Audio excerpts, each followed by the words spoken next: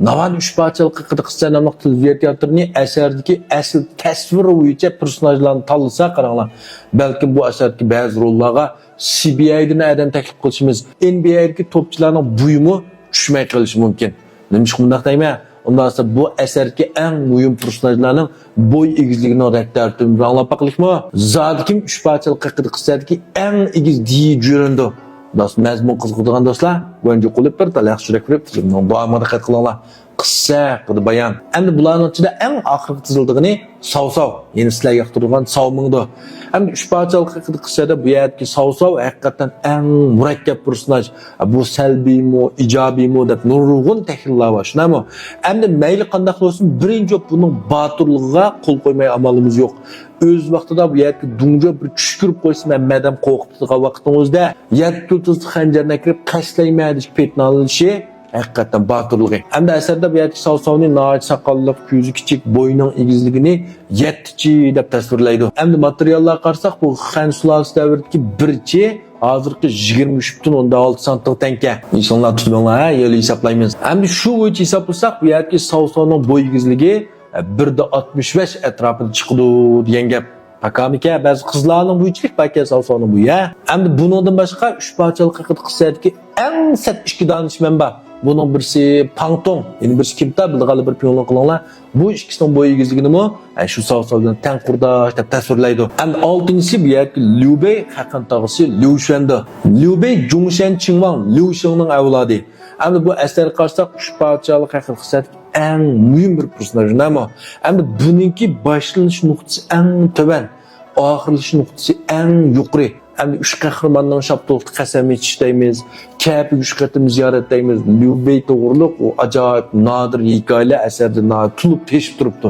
Chunki Üçparçalık haqida qissada birla odamni tahlil qilish, birla odam tadqiq qilish to'g'ri bo'lsa, Liu Beining tadqiqisi bo'ldi, yetib oshdi. Endi Liu Beining bo'y egizligini 7chi Bassong deydi. Ya'ni taxminan 1.77 degan gap. Endi Liu Bei xil o'tir bo'y odam ekan, shunami? Endi 5-inchisi Zhang Fei.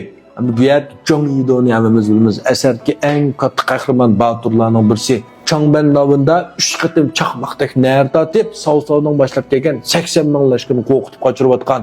Bu asarda Liu Beidan birdan bir qo'rqmaydigan, urushamsa, otamsa, chopamsa deb to'xtatmay Liu hatta shurg'uli qul deb birdan bir tilga oladigan mushug'i. Ham bu yerga Liu Beiga sodiq anayt mühim personajlarning birisi. Endi Zhang Feining bo'y egizligini 8chi deydi. Ya'ni 1.88, 1.89 atrofida kelib qoldi ekan bu yerda Zhang Fei. Endi 4-inchisi Changshanlik Zhao Zulong. Endi Zhao Zulongni yoqtirganlarning ko'p shunami? Qizlar sizlarmi Zhao Zulongni yoqtirsanglar deyman, bir piyonchi qoldiringlar. Endi Changshanlik Zhao Zulong asardagi botir sarkardalar ichida eng mukammal tasvirlangan bu yerga Logan Zhong apandim. Mayli buning bo'y turqi deymiz, buning kelishganligi, mijoz xarakteri, alamarti. Endi bu Zhao Zulongning alamartining eng yuqori pallasi nima? Savsavning 83 tuman lashkarining ichiga 7 qatim buzib kirib, 7 qatim buzib chiqqanligi. Onun ustiga bu vaqtimizda Aduni bir qatim qutqizib oldi. Ya'ni ikkinchi qatim bu yerga suyish olmay, Zhangdongga ketmagan, ya'ni ikkinchi qatim qutuldirib qoldi, shunami? Endi Liu Bei ko'rsatgan eng chong to'pisi. Bumi 5 yo'l vostanning biri buning alamartimi? Qoyilmay amalimiz yo'q. Endi bu yerdagi Zhao Zulongning bo'y egizligini 8chi Bassong deydi. Ya'ni Zhao Zulongning bo'yi 2 metrdan eshib qoladi ekan. Bosh adim emas deyman mening bo'yi.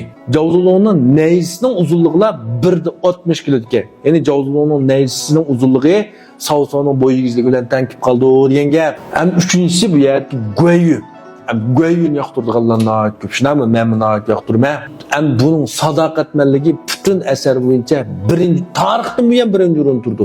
Hech kim bunday cho'ng sadoqatmanlik ko'rsatib boqmagan. Ondan so'ng Liu Beining bosh ko'tarishiga bu eng cho'ng to'p ko'rsatgani Xulaoganda Yuanshao boshchiligida 18 taram qo'shini Dungzhouga ko'tarilib chiqqan vaqtimizda Huashun keldi. Hech kim chiqmadi, netis o'ldi. Shu vaqtimizda Mei so'g'ich Huashunni qatl qildi. Keyin Beymad Masirda 3 kun ichida Yelliang Wenchoularning kallasini oldi. Keyin 5 o'tkaldan o'tkicha Old Sangunning kallasini oldi. Oxirida Pangda Yujinglarni tirib tutdi. Butun asarning yerimdan avrag'dilar Güveyünün batırlığı sözlengen şu. Bunun alamatı, yekmek uruşu, kuşun başlaşıkları hakikaten muşundak. Hem de Güveyünün boy igizligini 9'çı deydi. Yani 2 metre 12-13 santim kep kalıdı mı o? Demek bu acayip igizimke bu yerdeki Güveyün ona Berdar Şamşar'ın söyleyip tepişik. Mandak boy besketi dıgan gap ma Güveyün gücü. Boy şehrin emez mi o? Hem yeni bu eserdeki maçavlar Xoş onun boy igizligini mi? Güveyün'den yetip kopul çıkıdı. Qilishmaydi deydi. Endi ikkinchisi bu yerdagi asardagi birinchi nomerli qahramon Lyubo.